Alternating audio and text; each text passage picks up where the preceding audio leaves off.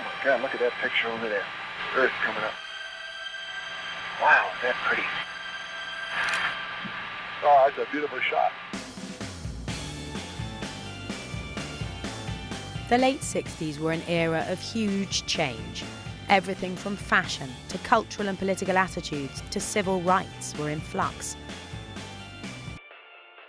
And how we viewed ourselves was being redefined. With the moon missions, humans, for the first time, saw the Earth, our planet, from space. An image taken by the astronaut William Anders had a profound effect. It had a massive impact. It's been called the most important image of the 20th century. The whole Earth appears in its fragile vulnerability, and it seems to turn people's thoughts back to what's going on the Earth. At London's Victoria and Albert Museum, revolution is in the air. Newsnight's been given a preview of its latest exhibition, encompassing 5 revolutionary years, from 1966 to 1970. It was a time when the space race was on, when students were demonstrating on campus and on the streets, when music and LSD aficionados were gathering for the first festivals, when the Beatles were taking their Lonely Hearts Club ideas into the mass media. You Say You Want a Revolution is an attempt to show how the world was transformed in a few seismic years. You can't underestimate how important the revolution in the head was. As people changed their mindset from what had been the case in the early 60s, where people did look up to the establishment, they expected the government to do a good job and to be right. And by the end of the era, you feel that people are doing it for themselves, and that sets us up for the next 50 years. I was very excited. I felt, like I was part of it. And I thought that the whole world was changing. The world was changing, but it didn't quite go exactly the way everybody thought it would.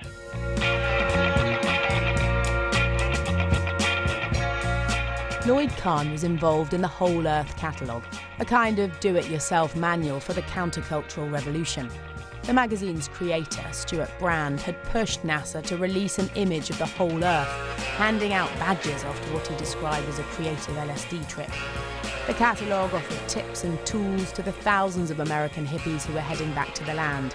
Everything from the best kerosene lamps to information on the first computers, and it influenced one Steve Jobs.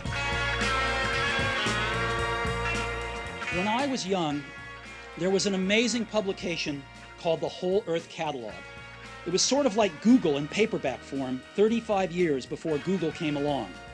It was idealistic, overflowing with neat tools and great notions. When I saw it on YouTube, I thought, boy, that's pretty great that what we were doing back then was picked up on by this guy and see what he's done. The Whole Earth Catalog, I think, was part of it. It was part of what shaped the ideology and I think that the idea was with those guys back then that they wanted to connect everybody in the world. And in a sense, that's happened.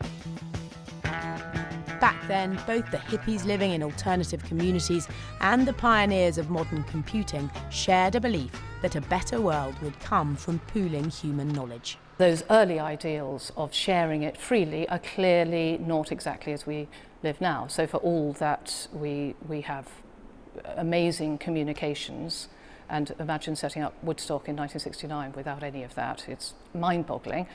We can do all that now, but at the same time we have surveillance culture, we have big business taking over this freedom of knowledge, we have the dark web, we have our time taken up living on tiny machines.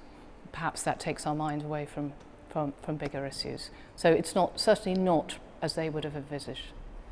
What Richard Neville has done for the underground is promote its image. Back then, Richard Neville, co-founder of the influential Oz magazine, whose death was announced today, had high hopes for what technology would do. He even devised a game in poster form, a kind of history of the counterculture, in anticipation of all the free time for playing games that would result from the digital revolution. It didn't happen, of course. And whether the power of modern-day Silicon Valley is a sellout of those 60s values or the ultimate expression of them really depends on your perspective. Were you all kept together or were you separated inside? They were kept in the same minute cell, smelling each other's feet. The trial of Richard Neville and his fellow editors for obscenity, the famous Oz trial, symbolises for the exhibition the end of an era, the finale to a time when the young were optimistically imagining new ways to live. They all came together, I think, because the common enemy was society as it was at that time. Very, very straight and constrained. And it still is, actually. So as for the lasting effects, I'm not too sure. For the V&A, though, the legacy comes in the form of the landmark legal changes to civil and gay rights, equal pay and the right to abortion, which all emerged from this defining time.